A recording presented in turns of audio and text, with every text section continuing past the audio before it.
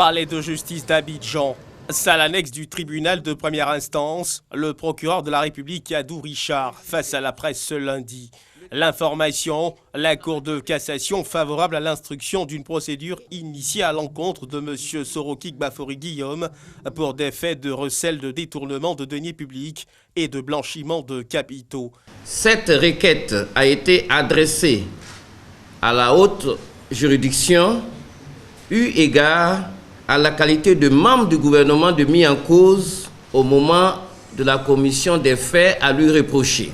Par arrêt, en date du 17 janvier 2020, la Cour de cassation a fait droit à la dite demande en désignant l'un de ses membres qui devra procéder à l'instruction de cette procédure en application des dispositions de l'article 695 du Code de procédure pénale.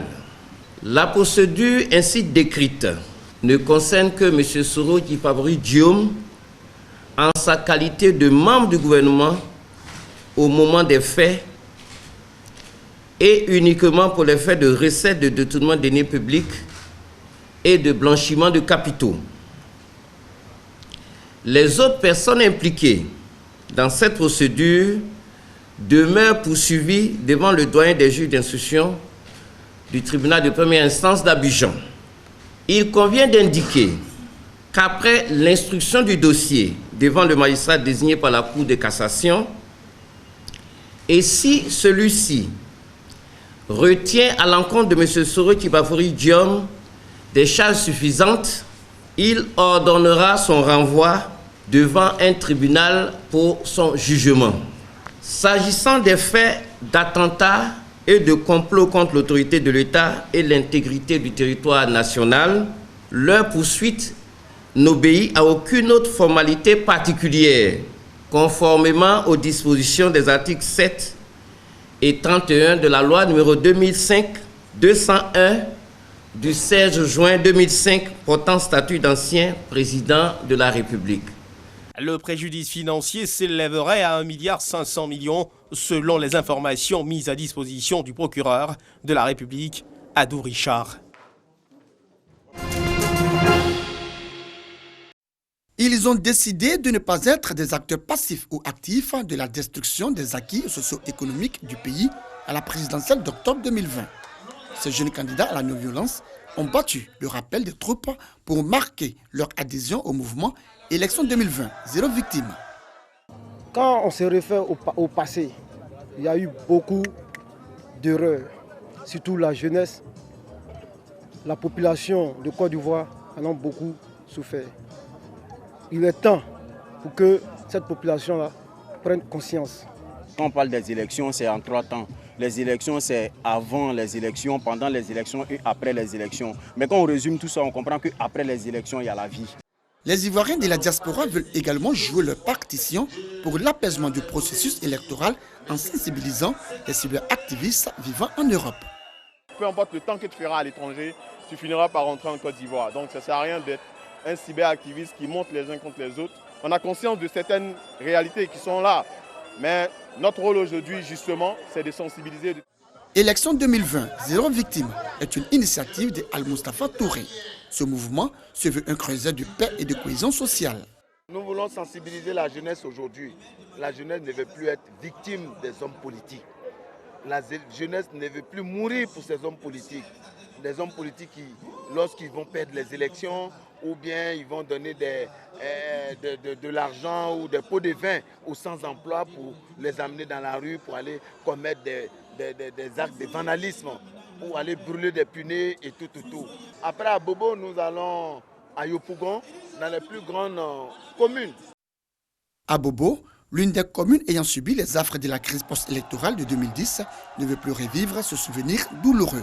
C'est pourquoi l'initiative est soutenue par son premier magistrat, Ahmed Bakayoko.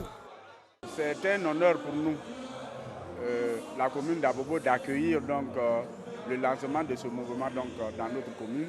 C'est l'objectif de M. le maire que Abobo puisse vivre des élections présidentielles apaisées avec 0 victime au niveau de la commune. Élection 2020, 0 victime est un mouvement apolitique. pour la défense des intérêts de la jeunesse. 14 candidates pour une seule couronne, ces femmes vont défendre les causes du développement durable. Un concours initié en vue de sensibiliser les populations sur la protection de l'environnement. African Green Lady, c'est le nom de ce concours. Comment faire pour vivre sur une planète qui est vivable, qui est viable et qui est équitable? C'est une grosse problématique. Lorsque la femme est engagée, l'humanité s'engage tout naturellement. Et la détermination de la femme développe et débloque les énergies positives. Donc pour nous, on estime qu'aujourd'hui, le meilleur avocat du développement durable, c'est bien la femme africaine. Pour les candidates et partenaires, cet événement est une belle occasion d'éveiller les consciences sur les enjeux de la lutte contre la déforestation. Aujourd'hui, je remarque que le paysage de mon enfance n'est pas le même quand je retourne aujourd'hui chez moi. La forêt est toute détruite, il y a urgence, il y a des actions à mener pour dire stop, la population court vers un danger. C'est une très belle initiative qui va nous réconcilier un peu tous avec le développement durable, avec l'environnement. Que penser développement durable, ce n'est pas quelque chose de commun. C'est l'une des plus belles pensées auxquelles les institutions internationales, notamment les Nations Unies, ont pensé pour notre avenir à tous et pour notre présent. Des femmes en Côte d'Ivoire qui vont s'approprier ce concept et traduire ce concept par des projets. Nous allons les accompagner et nous allons aussi marquer notre empreinte dans la mise en œuvre des projets qui seront sélectionnés sur toute l'étendue du territoire national. 3 candidates seront retenues par le jury à l'issue du concours. La Miss Africa Green Lady Day empochera une somme d'1 million de francs CFA. La première et la deuxième dauphine, 700 000 francs CFA et 500 000 francs CFA. Le concours est ouvert aux femmes de 18 ans et plus. Chacune des candidates devra être porteuse d'un projet dans le domaine du développement durable qu'elle aura à présenter à la finale prévue pour le mois de février prochain.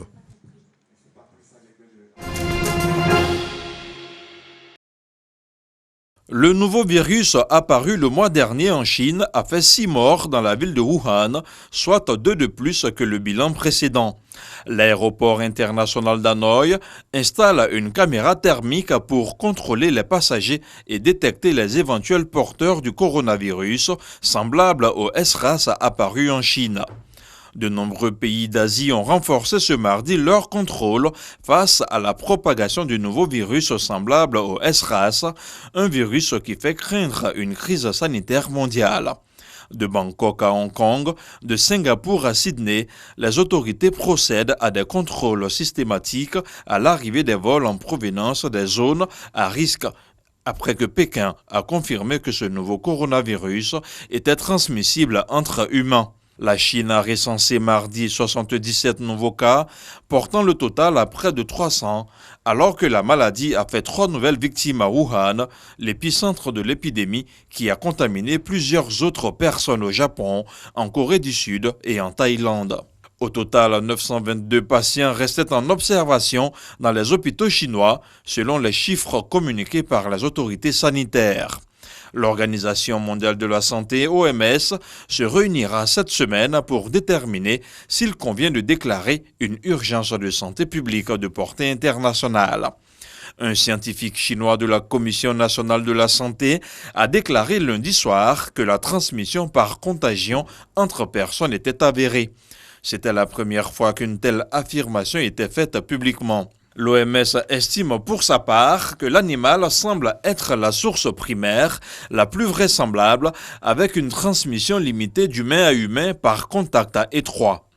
Pékin a annoncé mardi qu'il classait l'épidémie dans la même catégorie que le SRAS. L'isolement devient ainsi obligatoire pour les personnes chez qui la maladie a été diagnostiquée. Des mesures de quarantaine pourraient être décrétées.